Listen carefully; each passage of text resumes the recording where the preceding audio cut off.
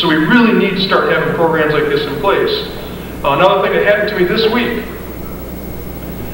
I got a call from Bill Bain, who's the president of the CWA. He was working with the Teamsters. They had a scab unit going in and making pickups and deliveries around town, so they were following them around town with radios, and every time they would go into a union site, they'd try to contact that union to see what they could do about delaying that loading of that truck, or refusal of the loading of the truck, or whatever. And I've been in the plant long enough to know that if 04 wants to take their time loading a truck, right, Jesse, it probably won't get loaded for hours.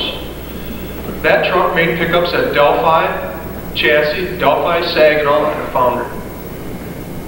Now, the sad part of that was I'm sitting over in Carleton in my office, knowing that if I do get a hold of Steve, he probably doesn't know how to get a hold of every guy in 04 in each of the plants. I mean, when they go into the gate, are they going to go to plant 4, plant 6? We don't know that. How do we communicate that? Wouldn't it be nice if we had a little chart we could pull out and say, geez, the coordinator for 04 for plant 6 is Bob Jeske. Call him and he'll let everybody know that if this guy comes in, if this truck comes in, we might want to take just a little longer time loading that truck. And then suddenly that truck, instead of making 10 pickups that day, gets down to only making 2 or 3.